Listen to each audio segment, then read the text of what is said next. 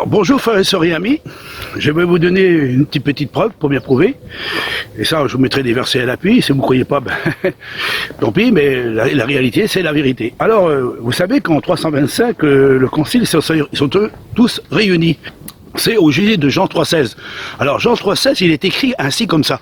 Dieu a tant aimé, parce que c'est le mot Dieu, disons, hein, Dieu a tant aimé le monde qu'il a donné son Fils unique. Ah, le Fils unique. Ça veut dire qu'il n'a pas d'autre fils. Ça veut dire que le Créateur, il y a un seul Fils. Un seul Fils.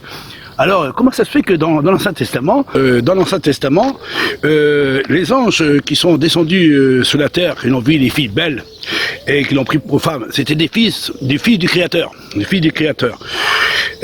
Abraham, quand des anges sont venus chez Abraham, hein, ce sont des filles du Créateur, du Très-Haut. Et si on regarde aussi la descendance d'Israël, le Créateur a dit à Moïse, mais ce sont mes fils, mes premiers-nés.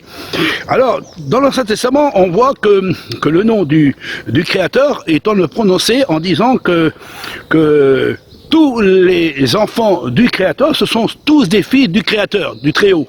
Alors, il n'y a pas seulement Yachar qui est le Fils unique, comme vous dites, à travers votre enseignement, mais tout l'Ancien Testament, il en parle.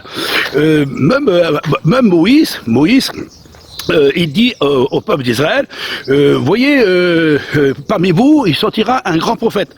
Et il faudrait que vous l'écoutez, ce grand prophète. Il sortira de milieu de vous, parmi vos frères. Alors, Yachar, il est bien né de la descendance de David. Et c'est un fils du Créateur.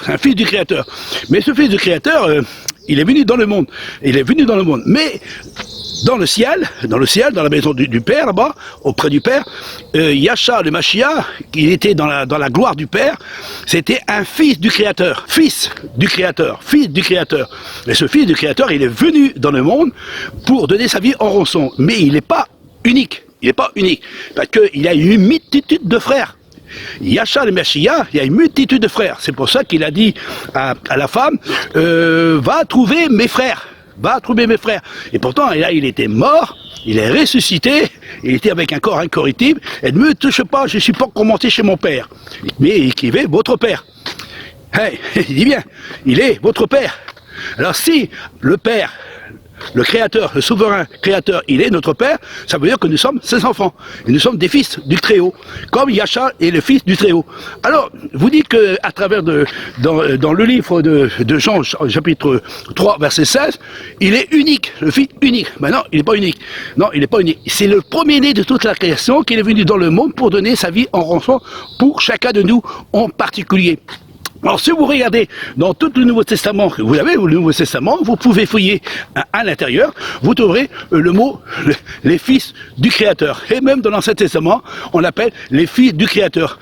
Israël, mon fils, mon premier-né. Ça veut dire que le peuple d'Israël, hein, ce sont tous des fils du Créateur. Alors, le mot Jean 3,16, il est unique. Ça veut dire, s'il est unique, ça veut dire qu'il n'a pas d'autre. Alors, c'est encore une plume mensongère que vous avez mis en évidence à travers votre Bible. Israël, mon fils, mon premier-né. Alors Israël, tout le peuple d'Israël, ce sont tous des fils uniques du Créateur. Sont tous uniques. Pourquoi ils sont uniques? Parce qu'ils sont tous dans le même esprit. C'est pour ça que Yachar a bien dit, Père, comme moi, j'ai reçu ton nom, je veux aussi que mes frères, ils ont aussi ce nom. Pour enfin que, comme toi, tu es un en moi, et je veux aussi eux qui soient un en nous. Alors je veux aussi que eux aussi puissent recevoir ce nom. Alors on le voit, l'apôtre Pierre, le jour de la Pentecôte, il a, comme on dit, 3000 âmes. 3000 âmes avec l'esprit du Créateur. Parce qu'il était un avec le Père, il était un aussi avec le Fils. Alors nous sommes tous des fils du Créateur. Mais dans le livre de Jean, chapitre 3, verset 16, il dit, Dieu a tant aimé le monde qu'il a donné son Fils unique. Alors il n'est pas unique, parce que on voit que même l'apôtre Paul est en exprimé. Il dit, il est le premier-né de toute la création. Et après il dit, il est le premier-né de ses frères.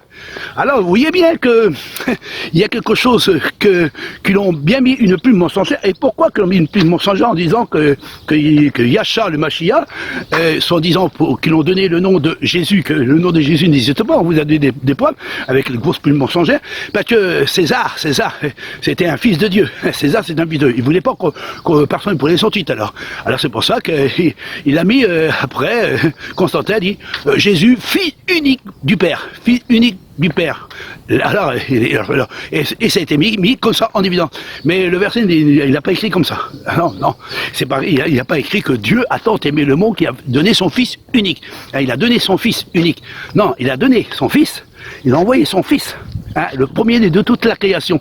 Autrement, alors, si vous dites que j'ai tort, alors il faudrait enlever ce que Moïse a dit, il faudrait aussi enlever ce que le roi David qui a prophétisé, qu'il a dit, et il faudrait aussi enlever les paroles que l'apôtre Paul a exprimées, et surtout que Yahcha, le Mashiach, a dit aussi, et le plus important, oui, le plus important, le Père éternel, le grand créateur, le souverain, hein, qui a envoyé son fils dans le monde, lui aussi, il l'a dit de sa propre bouche, en disant qu'il est le premier-né de toute la création. C'est mon fils bien-aimé, mon fils bien-aimé. Ça veut dire qu'il y a toujours un qui est né. C'est pour ça qu'il dit « Consacrez-moi les premiers-nés ». Alors, quand un homme et une femme se marient, ils ont toujours un fils, qui est le premier-né. Alors, c'est lui le premier-né. Mais parmi ces premiers-nés, il y a aussi une descendance d'autres personnes qui sont naître à travers du père et de la mère. Oui, parce que, par exemple, je vous donne un exemple, parce que pour vous faire comprendre, parce que comme vous n'êtes pas trop intelligent, et que vous n'avez pas compris le sens réel, parce que vous êtes des religieux, simplement vous êtes des religieux. Alors, c'est par exemple que nous, moi j'ai un père et une mère, 7 frères et 2 sœurs. En tout, ça fait 9. Et si on regarde, il y a un premier-né. Alors, j'ai un premier-né, c'est mon frère. Alors, mon frère, c'est... Alors, bébé, il s'appelle bébé, hein, mon frère, c'est le premier-né. C'est le premier-né. Après lui, il a eu ma sœur. Après, il a eu mon frère. Et après, il avait moi. Après, un autre. Alors, lui, c'est le premier-né. C'est le premier-né de tous ses frères. C'est le premier-né de tous ses frères. Mais je suis son frère. Je suis son frère parce que il est de la lignée du père et de la mère. Alors, c'est comme nous, par exemple, enfant du Créateur. Lui, il est le premier-né du Créateur, hein, le premier-né du Créateur. Et nous sommes aussi des fils du premier-né du Créateur.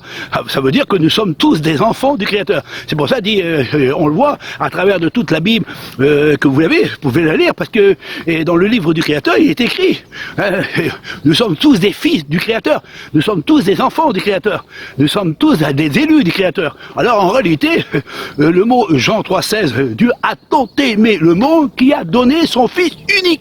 Alors, il n'est pas unique, non, il n'est pas unique. Alors il faudrait arracher tous ces versets, parce que en réalité. Alors, bon entendant, j'espère que vous avez compris le sens réel de cette grande vérité. Une vérité qui dérange beaucoup, mais c'est la réalité, une plume mensongère dans Jean 3,16.